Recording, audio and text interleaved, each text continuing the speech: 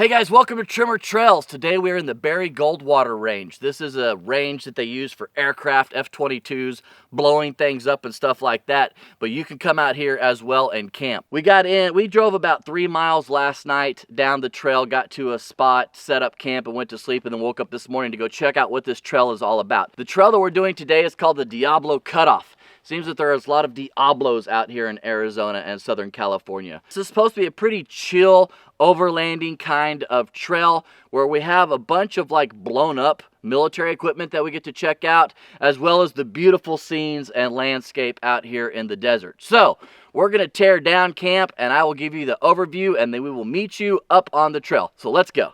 All right, the El Diablo Cutoff, or the Barry Goldwater Range that it's better known as. This is right outside of Yuma, Arizona. The trail itself is about 60 miles long. It took us about 6.5 hours to get this one done. What you can expect out on the trail is just going to be some graded sandy roads, washes. There's a few boulders if you get off onto more of the offshoots. The modes I used was pretty much just two-wheel drive, and I did go into mud and ruts in a few areas. Now this is going to be an active bombing range. For highlights, you're going to see lots of old tanks. There are F14 Crashsite that we come across. There are rockets out there, unexploded ordnance. There's just all kinds of fun stuff. You do have to have a permit to get onto this trail. We talk about that at the end of the video. Please remember that our cameras have stabilizers on them. The hills are not going to appear steep and the bumps are not going to be as rough. Also remember that we review this and every trail at the end of our video. Now let's go check this one out.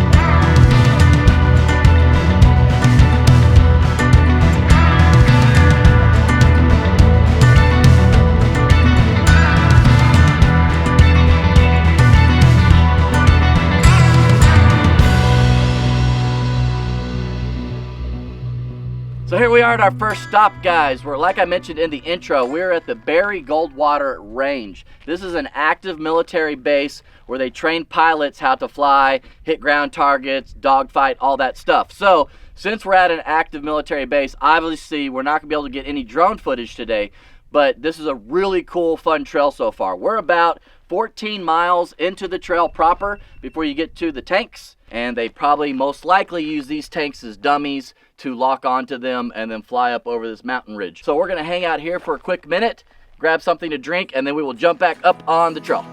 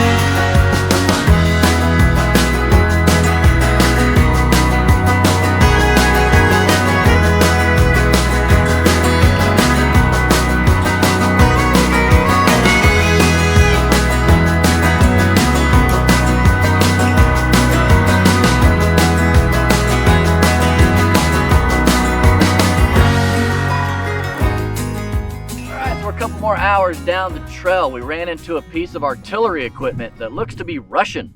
We're here just stretching our legs really quick. We ran into some really cool people out here enjoying the trail as well. They were in side-by-sides, and one of the gentlemen had been out here many times, and I asked him if he knew about the Crashsite. I'm trying to find an old F14 Crashsite because I just want to check it out and see what it's all about. He kind of pointed me in the right direction, so we're going to go see if we can hunt that thing down. I can't make any promises though, so fingers crossed.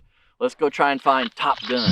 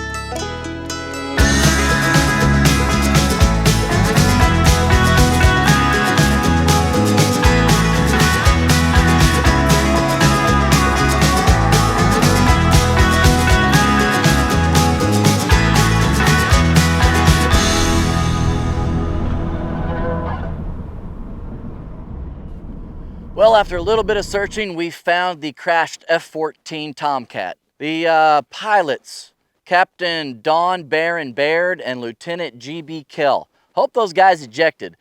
Maybe when I get home, I'll see if I can find any research on it. I would imagine that the government probably keeps it pretty tight-lipped.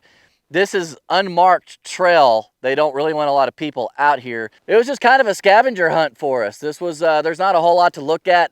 Obviously the plane is destroyed. You can still make out that it's an F-14. You have the sweep wings, and then of course you have the two engines in the back. F-14 is probably my most favorite of all our aircrafts. I'm kind of a nerd when it comes to fighter jets. I grew up right at the end of the airstrip in Grand Prairie, Texas. And so even from a little kid, I knew all of the different kinds of fighters. Nonetheless, it's a cool find. We're happy we found it. We feel accomplished for some reason. We got about, I'm gonna say probably 20 miles left of the trail as we head north and jump onto Interstate 8. But the trail has been really cool and really surprising. A different kind of off-road overlanding trail. Once again, I apologize for not being able to get any drone shots today. This would be a really cool place to do a bunch of drone stuff. But obviously, as I've mentioned before, we're in an active military base and I don't want to go to federal prison. We're gonna kick around the wreckage for a couple minutes, check it out, take a few pictures, and then we will jump back up on the trail. After doing a little bit more research, we were able to actually find the wreck on this website called Aircraft Archaeology. It's a really cool website, has all kinds of crashes. Anyways, in summary, this F-14's home base was aboard the USS Kitty Hawk. While practicing air combat maneuvers, the F-14 fell into an uncontrollable flat spin.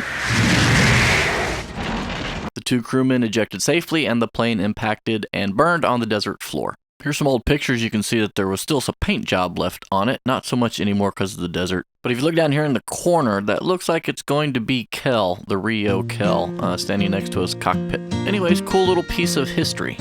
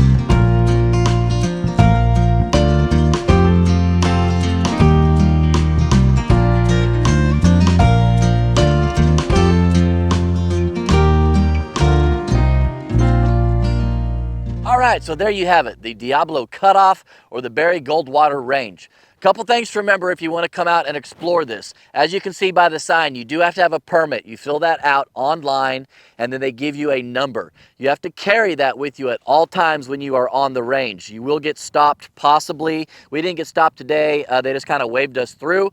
It's really easy and it's free, so it's not a big deal to get your permit. Just make sure that you do have a permit. I'll put a link to the website in the description, and the website's right there as well. So what did we think? This was really surprising. The way that you can mix up the trails out here is you have the main road, which is what we came out on and came in on, which is a super flat, graded, easy road. People that are in sprinters or people that aren't modified, you can still come out here and get to really cool camp spots and not have to worry about getting stuck. I was in two-wheel drive a lot of the time today. Only when we got off onto those more beaten paths and into those washes or like looking for the F14 did I go into four-wheel drive. I thought that the scenery was cool and it was a bit different than what you normally do out on an off-road trail. I enjoyed looking at where they, target different tanks and seeing blown up ordnance around. You'll just be driving for miles and see a missile stuck into the sand. It was really fun. It was something different and I enjoyed that. Of course, what we do on this channel is we try and rate and review all of our trails in a 1 to 5 scale, being fun, fear, technical, and scenery. For fun, like I just mentioned, it was fun. I had a good time out here today, and you can get this done depending on how you want to do it in 4 hours to 8 hours. It really just depends on how much you want to explore. We were out here for about 5 hours today and had a blast doing it. So for fun, I'm gonna give it a 4. It was fun. For fear, it's not a fearful place really, except for some of the washes and some of the ruts that like we got off into towards the mountains. Those are pretty severe angles. Make sure you got high clearance. You will get a few little pinstripes out there as well. But all in all, for fear, I'm going to give it a 2 just because of the pinstripes and because of some of the severe angles. For technical, I'll give you 2 numbers. If you just stay on the main road, this is literally a 1. It's a dirt road, but you can still get to some cool places. For some of the things that we did today, there were some more technical aspects to it. Like I just mentioned, down in the washes, there's some technical aspects. There was a few little rock crawling obstacles, nothing major though. So for technical, on the offshoot trails like we did today, I would give it a 3. And of course, on the main road, you're gonna get a technical rating of a 1. That leads us into scenery. I kind of just hit on it. Even though it's not the most beautiful place as far as mountains go, the scenery's cool because you're checking out all the old military type of equipment and where they set up and where they do their laser points and jets flying over. If you're into that kind of thing like I am, it's a good time, and so it's scenic in that aspect. Like I mentioned, it's a little bit different than your typical off-road trail, and that's what I enjoyed about it. So for scenery, I'm going to give it a 3.5. I hope you guys enjoyed this video. Thank you so much for following along, watching our content. We really appreciate it. We got to meet a couple followers earlier today. That was really exciting for us because we've only been doing this for a short while and we just love getting out on trails and showing you guys what they're all about. If you have any questions or comments, hit me up down below. I'll do my best to answer them for you. And until next time, we hope to see you guys out here on the trails. Bye.